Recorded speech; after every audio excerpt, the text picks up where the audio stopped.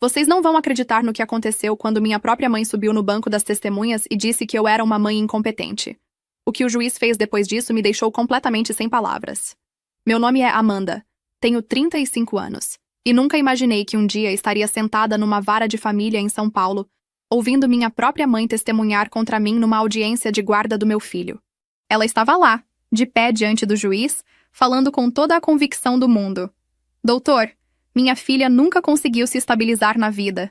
Ela mal consegue manter um emprego.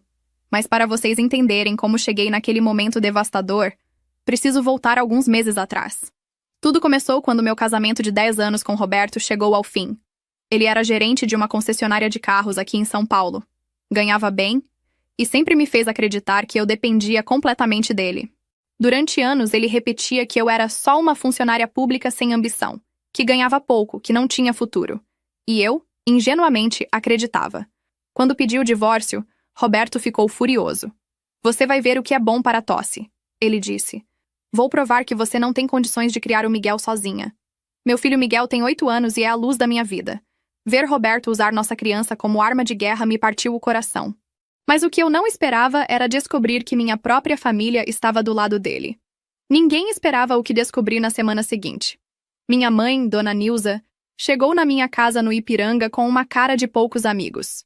Amanda, o Roberto me contou que você está sendo irresponsável. Ele disse que você mente sobre seu trabalho, que inventa histórias sobre ser importante no seu emprego. Eu fiquei chocada. Mãe, como assim? Você sabe que eu trabalho no Tribunal de Justiça há 15 anos. Trabalhar no tribunal não quer dizer nada, ela rebateu. Você pode ser faxineira, pode ser qualquer coisa. O Roberto tem razão. Você nunca nos contou direito o que faz lá. Foi naquele momento que eu percebi. Por anos, eu havia mantido minha vida profissional reservada, sem ostentar, sem contar detalhes. Achava que estava sendo humilde, protegendo meu filho de pressões desnecessárias. Mas minha própria família havia criado uma versão completamente distorcida da minha realidade. Decidi que eles iriam descobrir a verdade, mas do jeito que menos esperavam.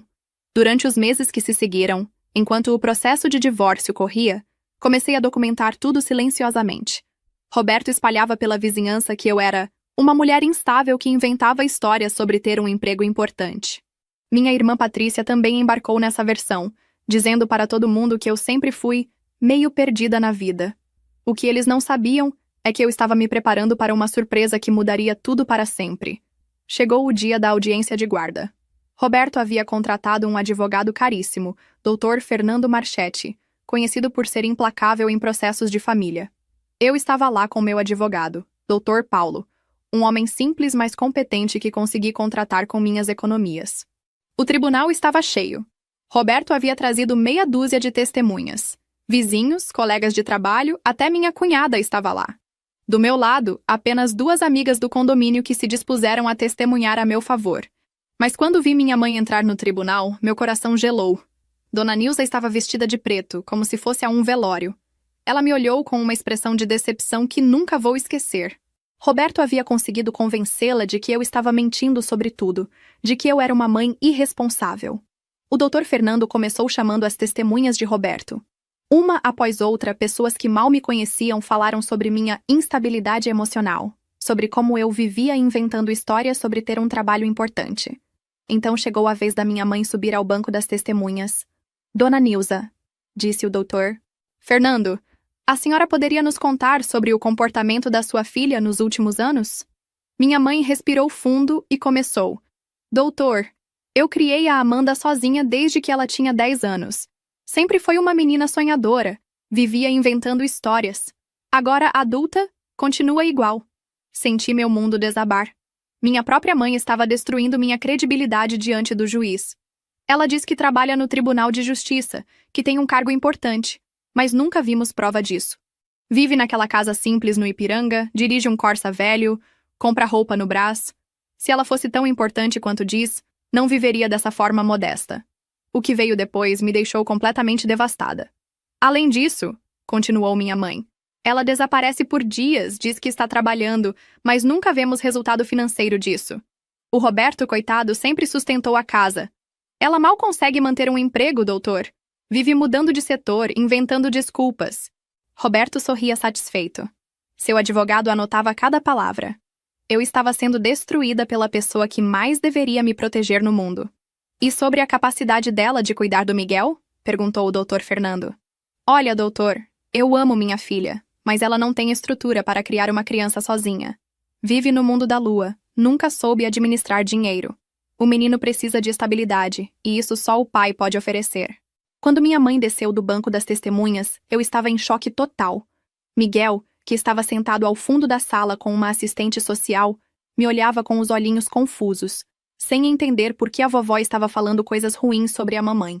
Mas o que ninguém esperava era o que eu tinha preparado para aquele momento.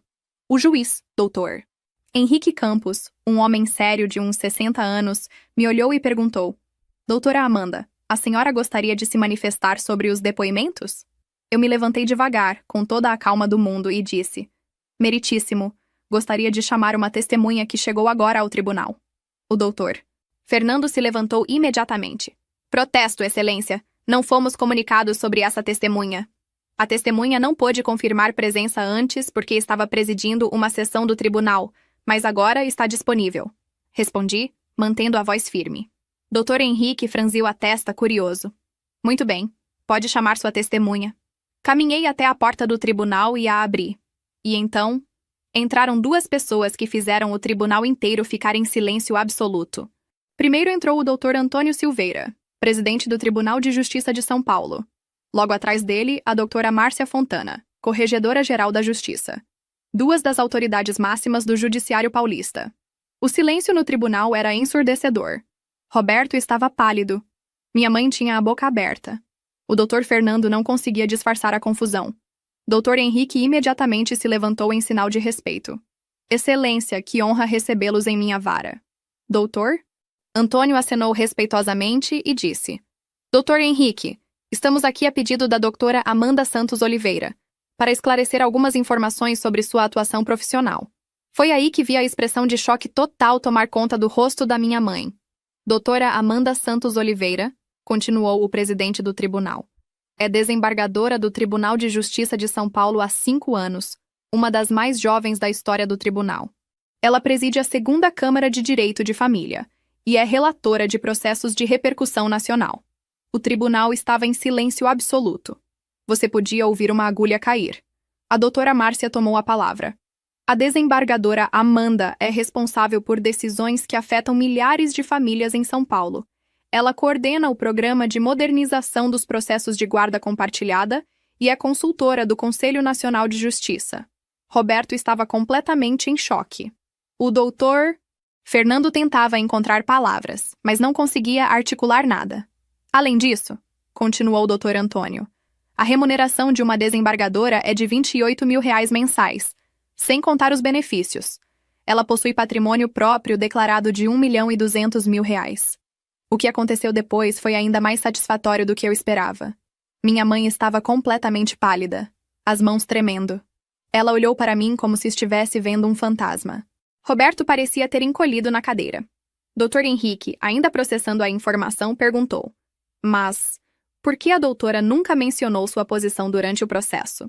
Eu me levantei e, pela primeira vez naquele tribunal, assumi completamente quem eu era. Meritíssimo!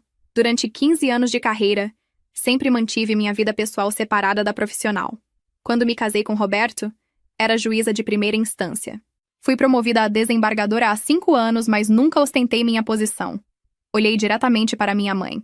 Sempre vivi de forma simples porque acredito que luxo não define caráter. Dirijo um Corsa porque é um carro confiável.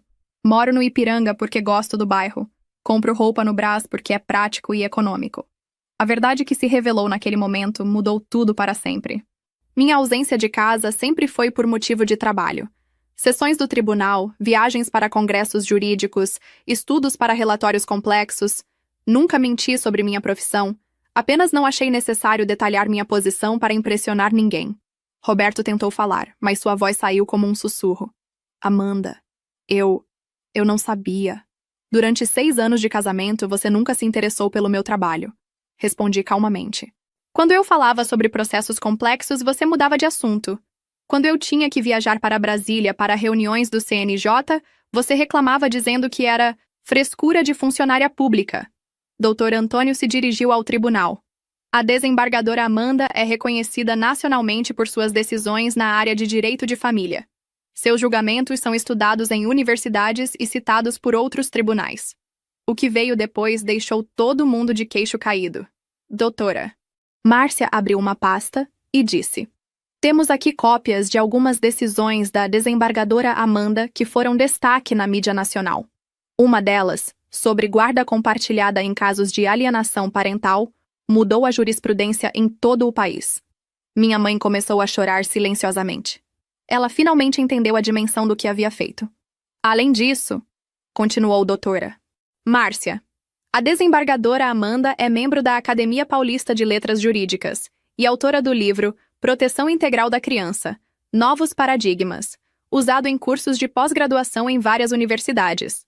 Roberto estava destruído. Seu advogado não sabia onde se esconder. As testemunhas que ele trouxe estavam constrangidas, percebendo que haviam sido usadas num teatro baseado em mentiras. Dr. Henrique, impressionado, perguntou: Doutora Amanda, por que a senhora manteve sigilo sobre sua posição durante todo o processo? Finalmente chegou o momento da minha vindicação completa. Meritíssimo, sou mãe antes de ser desembargadora. Queria que este processo fosse julgado baseado na minha capacidade materna, não na minha posição profissional. Mas diante das acusações infundadas sobre minha idoneidade e capacidade financeira, vi-me obrigada a esclarecer os fatos. Olhei para Roberto com toda a serenidade do mundo. Durante nosso casamento, você sempre disse que eu era só uma funcionária pública sem futuro. Nunca se interessou pelos meus estudos, pelas minhas conquistas, pelos meus projetos. Quando fui promovida a desembargadora, você estava assistindo futebol e nem me parabenizou. Dr. Antônio acrescentou: A desembargadora Amanda é uma das juristas mais respeitadas do país. Recebeu menção honrosa do Supremo Tribunal Federal por sua contribuição ao direito de família. A reação de minha família foi ainda mais satisfatória do que eu esperava. Minha mãe se levantou, tremendo, e tentou se aproximar de mim. Amanda, filha, eu não sabia. Roberto me disse. Mãe, eu disse calmamente. Durante 35 anos a senhora me conhece. Sabe do meu caráter, da minha dedicação ao Miguel, da minha honestidade. Mas preferiu acreditar nas palavras de um genro revoltado do que confiar na própria filha. Roberto tentou se justificar. Amanda, você nunca me contou. Se eu soubesse... Se soubesse o quê, Roberto? Que eu tinha sucesso? Que eu era respeitada? Isso mudaria seu caráter? Durante 10 anos você me diminuiu, me fez sentir pequena, incapaz.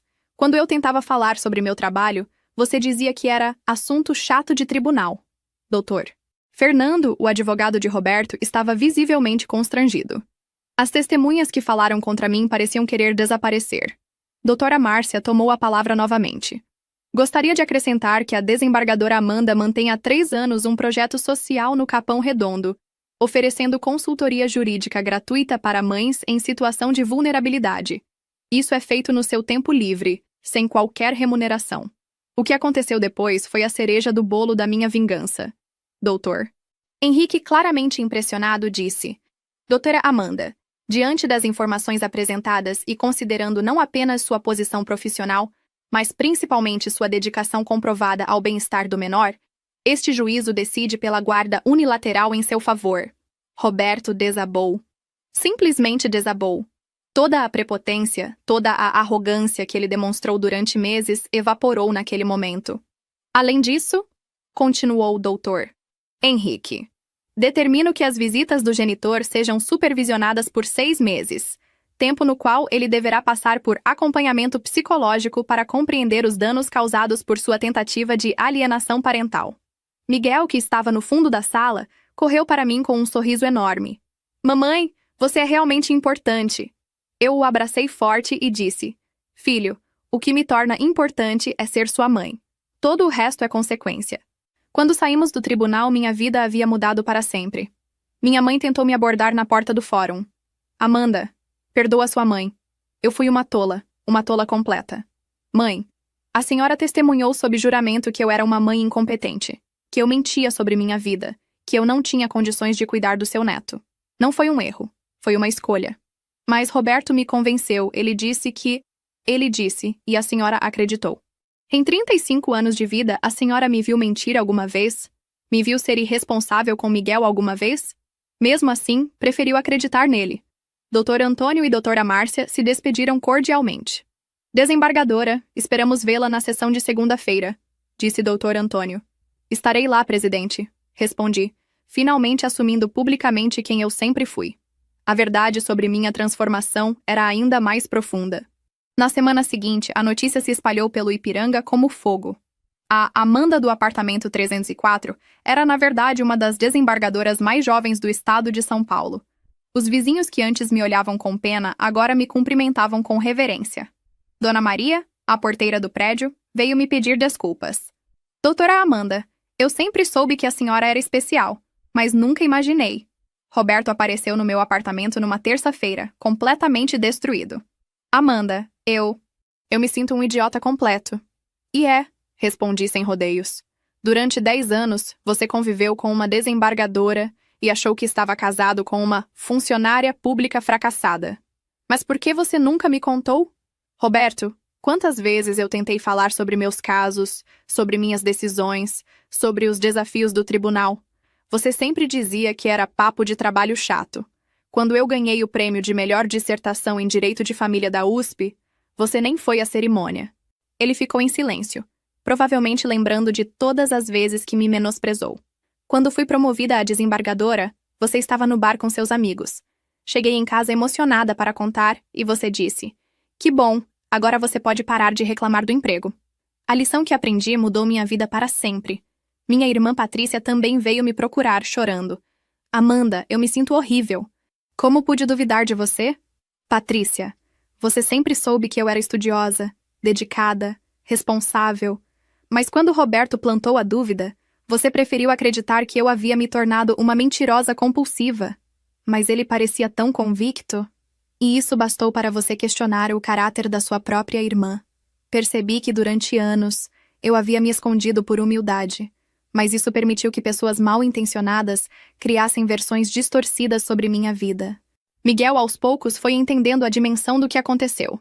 "Mamãe, por que você nunca me contou que era importante?" "Filho, eu não queria que você se sentisse pressionado ou diferente das outras crianças. Queria que você me amasse por ser sua mãe, não por causa do meu trabalho. Mas agora eu entendo por que você estudava tanto. Porque tinha tantos livros." 3 meses depois, minha vida havia se transformado completamente. Resolvi parar de me esconder. Comprei um apartamento maior nos Jardins, não por ostentação, mas porque finalmente me permiti viver de acordo com minhas conquistas. Miguel adorou ter um quarto maior e uma biblioteca só nossa. Roberto tentou se reaproximar várias vezes, mas eu havia descoberto algo fundamental. Respeito não se reconquista, se constrói desde o início. Na primeira visita supervisionada dele com Miguel, meu filho disse uma coisa que me marcou para sempre. "Pai, por que você falava mal da mamãe se ela é tão importante?" Roberto não soube responder. Como explicar para uma criança de 8 anos que ele passou 10 anos menosprezando uma das juristas mais respeitadas do país? Minha mãe ainda tentou se reaproximar várias vezes, mas algumas feridas são profundas demais. Testemunhar contra a própria filha numa audiência de guarda não foi um erro. Foi uma escolha que revelou quem ela realmente era quando testada. O empoderamento final foi ainda mais satisfatório. 6 meses depois da audiência, recebi um convite para dar uma palestra na Ordem dos Advogados do Brasil sobre direito de família e proteção da criança. O auditório estava lotado. Durante a palestra, falei sobre a importância de julgar com base em fatos, não em preconceitos. Sobre como aparências podem enganar e como o verdadeiro caráter se revela nas adversidades. No final, uma advogada se levantou e perguntou: "Desembargadora, como a senhora mantém o equilíbrio entre vida pessoal e profissional?" Respondi: "Aprendi que esconder nossas conquistas por humildade pode ser prejudicial. Hoje, ensino meu filho que devemos ter orgulho de nossas vitórias honestas, que trabalho dignifica e que respeito se conquista com caráter e competência." A plateia aplaudiu de pé. Entre os presentes, reconheci alguns rostos familiares. Vizinhos, pessoas que haviam me julgado, até o Dr. Fernando, advogado do Roberto, estava lá. Depois da palestra, ele se aproximou. "Doutora Amanda, gostaria de me desculpar pelo constrangimento que causei. Foi um dos momentos mais vergonhosos da minha carreira." "Dr. Fernando, o senhor fez seu trabalho baseado nas informações que tinha. A lição é sempre investigar antes de atacar. Hoje, 2 anos depois, minha vida está completamente transformada. Miguel está orgulhoso da mãe, tira notas excelentes na escola e sempre conta para os amigos que minha mãe é juíza e ajuda muitas famílias. Ele aprendeu que sucesso se conquista com estudo e dedicação. Roberto ainda tenta contato esporadicamente, mas aceita que perdeu para sempre a família que tinha. Nas visitas supervisionadas, se comporta respeitosamente, talvez finalmente compreendendo quem ele realmente perdeu. Minha mãe e minha irmã continuam tentando se reaproximar, mas entendi que família verdadeira é quem te apoia nos momentos difíceis, não quem te abandona quando acredita que você não tem valor. Conheci pessoas maravilhosas no meio jurídico. Fiz amizades verdadeiras baseadas em respeito mútuo e valores compartilhados. Minha vida social hoje é rica e genuína. A lição mais importante que aprendi nessa jornada, durante anos, acreditei que modéstia significava esconder conquistas. Descobri que isso pode ser perigoso. Pessoas mal intencionadas podem usar nossa discrição para criar narrativas mentirosas sobre nossas vidas. Hoje, ensino para outras mulheres: tenham orgulho de suas vitórias. Não se escondam por falsa modéstia. O mundo precisa ver mulheres fortes, competentes e bem-sucedidas para que outras se inspirem. Também aprendi que algumas pessoas só nos respeitam quando descobrem nosso status social. Essas pessoas não merecem nosso tempo nem nossa energia. Verdadeiras relações se baseiam em caráter, não em posição. Miguel aprendeu que justiça existe, que mentiras têm pernas curtas, e que devemos sempre acreditar em quem provou ser confiável ao longo do tempo. A mulher que entrou naquele tribunal humilhada e atacada pela própria família saiu de lá empoderada e orgulhosa de quem sempre foi. A diferença não estava no que eu conquistei, mas na minha coragem de finalmente mostrar ao mundo quem eu realmente era. Descobri que vingança elegante não é sobre destruir ninguém. É sobre revelar a verdade de forma tão incontestável que as mentiras simplesmente desmoronam sozinhas. Se você gostou dessa história de superação e empoderamento feminino, deixa seu like aqui embaixo, se inscreve no canal para mais histórias inspiradoras de mulheres que não se deixaram abater e compartilha com aquela amiga que precisa ouvir que nunca devemos ter vergonha das nossas conquistas. A força da mulher brasileira é inquebrável e juntas somos ainda mais fortes.